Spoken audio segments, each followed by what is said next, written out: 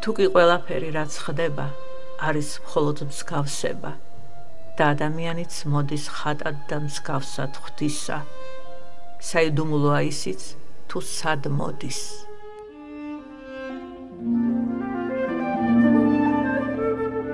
სტეფანწმინდა, სოფელი სნო, საქართველოს საკრალური სივრცე. აქ სიმბოლო გადაზრდილია მითში, მითი სიმბოლოში. ცოცხლობს მითოლოგიური წარსული და განსაკუთრებული მნიშვნელობა ენიჭება აწმყოს, რადგან აქედან იწყება სრულიად საქართველოს კათალიკოს პატრიარქის, უწმინდესისა და უნეტარესის, ილია მეორის სამშობლო. მაშინ 10-12 წლისა ვიყავი. ღვთისმსახურებაზე მუდამ ამბიონთან ძალიან ახლოს დგებოდი ხოლმე, რადგან დიაკონი აღსავლის კარში როცა შევიდოდა, მის შესამოსელს შევხებოდი.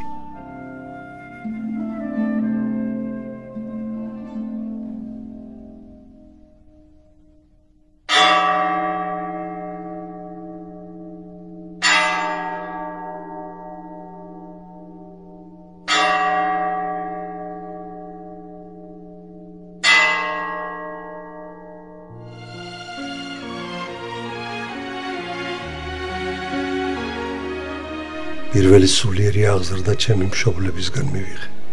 ჩემი დედმამა ყაზბეგის რაიონის სოფელ სნოში მკვიდრობდნენ. ისინი ღრმად მორწმუნეები იყვნენ და არა ფანატიკოსები.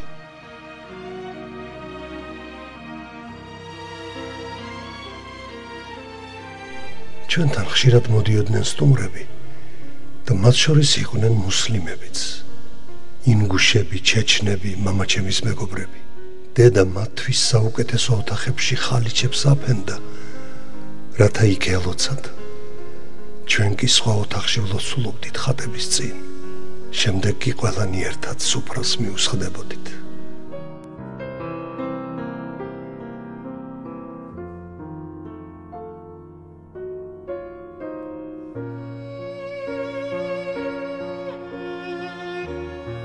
მამას და ბიძას პურის საცხობი ჰქონდათ. პურს აცხობდნენ და იქ ცხოვრობდნენ. ჩრდილოეთ კავკასიაში გადადიოდნენ და იქედან ჩამოჰქონდათ ხორბალი, სიმინდი. ერთხელ ღამით მამაჩემის ერთი ნაცნობი მოვიდა და გვითხრა: მოსკოვიდან მათი სია გამოგზავნეს, ვინც უნდა გავაკულაკოთ. თქვენ ამ სიაში ხართო.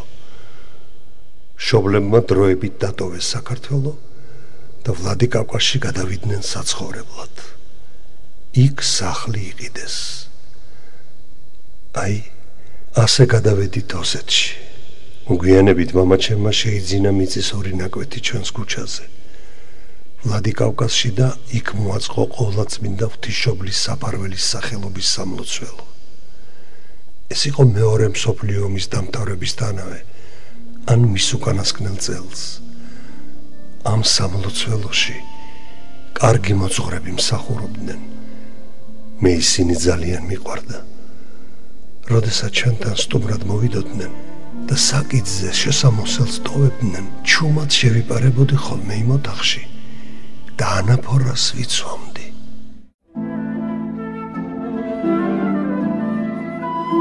ეს ფოტო 1933 წლითაა დათარიღებული. მარცხნივ საქართველოს მომავალი პატრიარქის ნათლია მონაზონი ზოილე დვალიშვილი. სწორედ ამ პერიოდში სამთავროს მონასტერი სახელმწიფოს დაქვემდებარებაში გადავიდა და კულტურის ძეგლად გამოცხადდა. გაუქმებულ ტაძარში დედები ფარულად მაინც ასრულებდნენ სამონასტრო ტიპიკონს. დედა ზოილე ჩემი ნათლია. დედა ზოილე საოცრად სათნო, განათლებული და წიგნიერი პიროვნება იყო. მახსოვს განსაკუთრებით აკაკი წერეთელი უყვარდა და მისი ბევრი ლექსი ზეპირად იცოდა. მახსენდება, როცა ბავშვი ვიყავი, მასთან ერთად ვესწრებოდი საერთო ლოცვას. ამის შემდეგ იგი სენაკში განმარტოვდებოდა ხოლმე და პირად ლოცვებს კითხულობდა.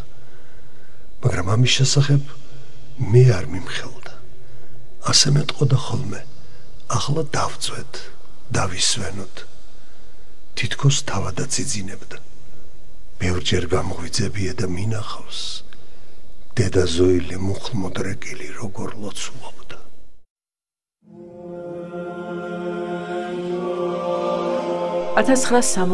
წელს, როცა მორწმუნეთა კრებას მომავალი პატრიარქის ნათლია უძღვებოდა, ბერმონაზონ ილია შიოლაშვილს მოსკოვის სასულიერო აკადემია უკვე დამთავრებული ჰქონდა და წირვალ ლოცვას სამთავროს ტაძარში აღავლენდა. ჩემი ბავშვობა დაემთხვა საქართველოს ეკლესიისათვის მეტად მძიმე პერიოდს. სამღვდელოება იდევნებოდა, ეკლესიები იხურებოდა, ხალხს წირვალ ლოცვაზე დასწრების ეშინოდა. ჩვენ სახლს ხშირად აფარებდნენ თავს დევნილი სასულიერო პირები. თვეობით რჩებოდნენ ისინი ჩვენთან და წარუშლელ კვალს ტოვებდნენ პირადად ჩემს პიროვნებასა და ბუნებას.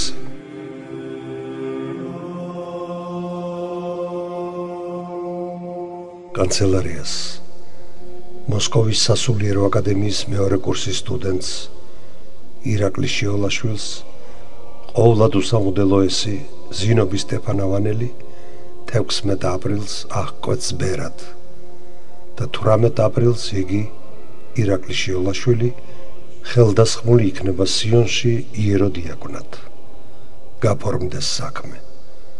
კათალიკოს პატრიარქი მელქისედეკი, 1957 წლის 15 აპრილი. მიაღვიკვეცე მაშინ, როდესაც ბერობა ილეოდა საქართველოში. მახსენდება ის დღე, როცა წმინდა ილია წინასწარმეტყველის სახელი მეწოდა. საქართველოს ეკლესიის საჭეთმყრობელი მაშინ უწმინდესი და უნეტარესი მელქისედეკი ბრძანდებოდა. მან მეუფე ზინობს დაურეკა და უთხრა: დღეს თქვენთან სტუდენტი მოვა და აღკვეცეთ ბერად. სხვა არაფერი უთქვამს. ჩემი აღკვეცა წმინდა ალექსანდრე ნეველის ეკლესიაში შედგა. დიდი მარხვის ბოლო კვირა, ნებიშვიდეულის სამშაბათი იყო. ჩემს აღკვეცას არ ესწრებოდა არც ერთი ქართველი. აი ასეთ უმძიმეს მდგომარეობაში იმყოფებოდა იმ დროს საქართველოს ეკლესია. ერთ-ერთმა სასულიერო პირმაც იგივე მითხრა: თქვენ რომ ჩაიბარეთ საქართველოს ეკლესია, მას სუდ არ ჰქონდა გადაფარებულიო.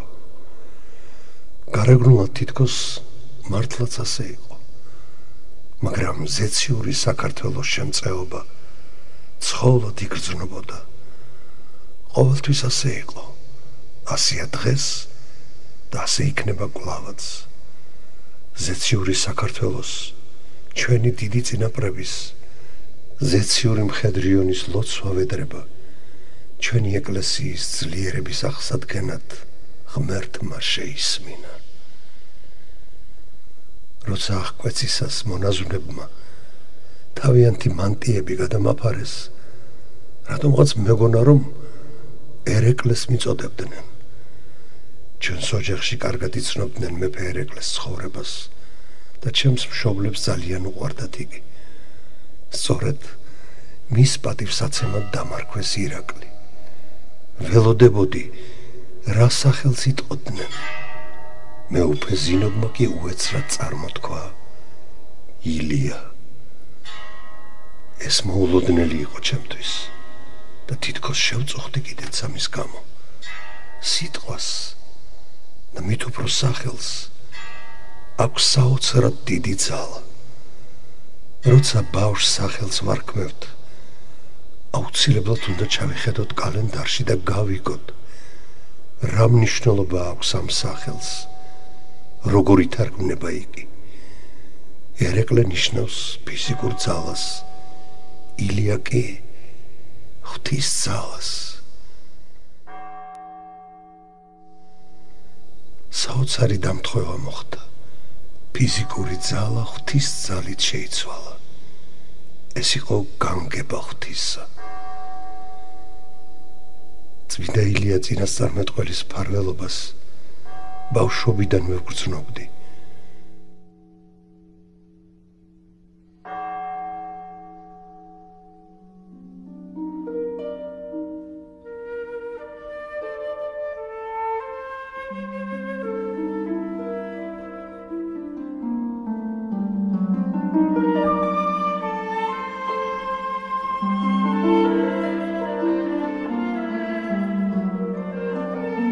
ჩვენ ღუდუშაურებიც ვართ და შიოლაშვილებიც.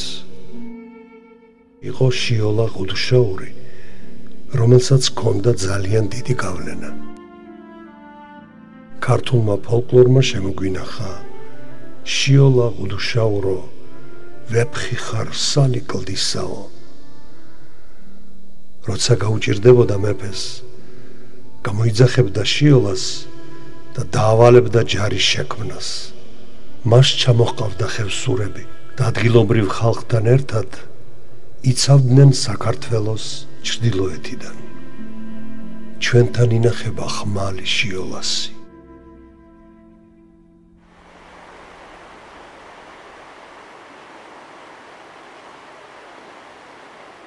დღეს აქ თითქოს გარდასული საუკუნეებიდან ბრუნდებიან ძვირფასი სახელები და სახეები.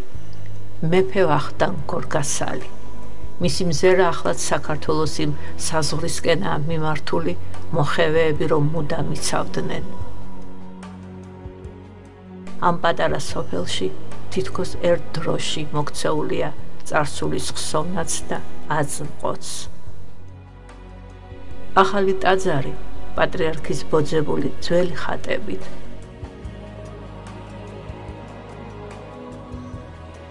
მოციქული პავლე ამბობს, რომ ჩვენ ყველგან მხოლოდ სინამდვილის ანარეკლებს ვხედავთ, მაგრამ ზეცაში ყველაფერს შევიცნობთ. სინამდვილის ანარეკლები ამ გარემოში. იქ, სადაც იწყება საქართველოს პატრიარქის სამშობლო, ზეციური სამშობლოც გვინდა ვიგრძნოთ და ისიც, რომ არ არსებობს დასასრული, რადგან ჩვენ წინაშეა მარადიული აწმყო.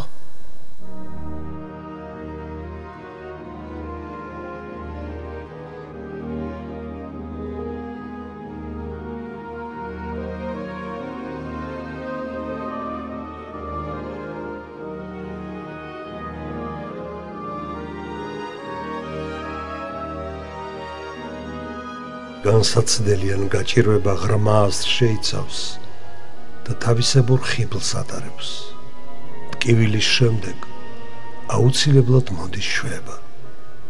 მოულოდნელი სიხარული და პირიქით, რაც აწონასწორებს ჩვენს ცხოვრებას.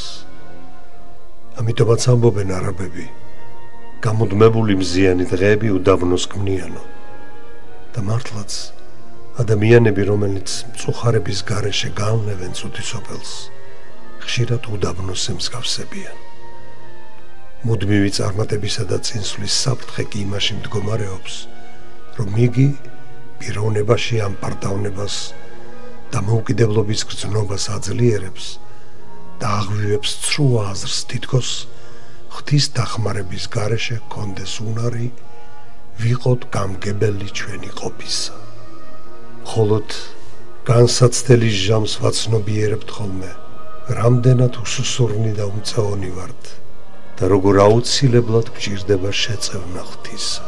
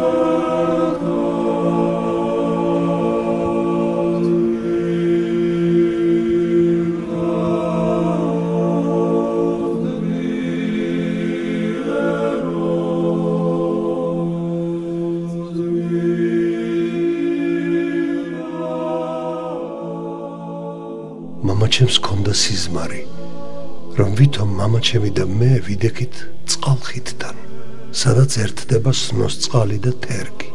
მთელი ეს მინდორი სავსე იყო ხალხით და ყვიროდნენ, რომ მეორედ მოსვლაო. უცებ ხალხი გაიყო შვაზეო და და მობრძანდება მაცხოვარი და მოვიდა პირდაპირ ჩვენთან და ვითომ მე მეუბნება რომ ხალხი უნდა მოაქციო. აი ასეთი სიზმარი ნახა. ამის მერე გაგვიჩნდა აზრი რომ პატარა ნიში დაგვედგა მეორედ მოსვლის.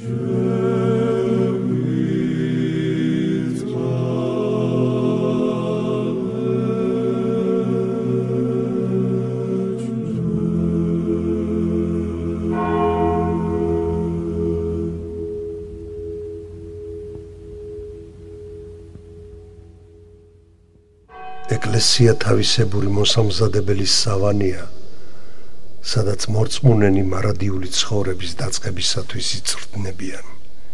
ამავე დროს ეკლესია არის საიდუმლოთა აღმსრულებელი. აქ ადამიანი სულიერად იბადება. აქ ხდება მისი ფერისცვალება და სულიწმინდის ტაძრად ქცევა.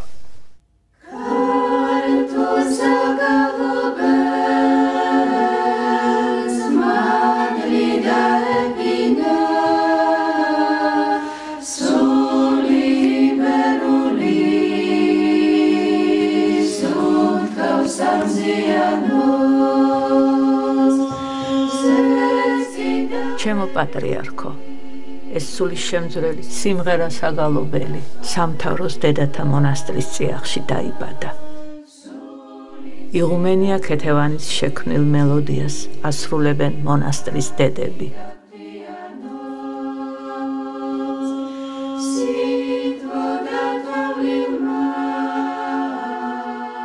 მე არ შემიძლია ვთქვა რომ ყველაფერი შევასრულე. ძველი რომაელები ამბობდნენ რომ მე გავაკეთე ის რაც მე შემეძლო და სხვამ გააკეთოს ჩემზე მეტი. საქართველოს ეკლესია შეიძლება ითქვას აღდგა მკვდრეთით. სულიერი დიდი ძალები არსებობდა და განსაკუთრებით ეს რწმენა იყო ხალხში, მაგრამ არ იყო გამოვლინებული ეს. დაიწყო ჟამის შენებისა და სულიერი ამაღლებისა და მადლობა სწირა უფალს რომ მე მონაწილე ვიყავი აი ამ შენებისა.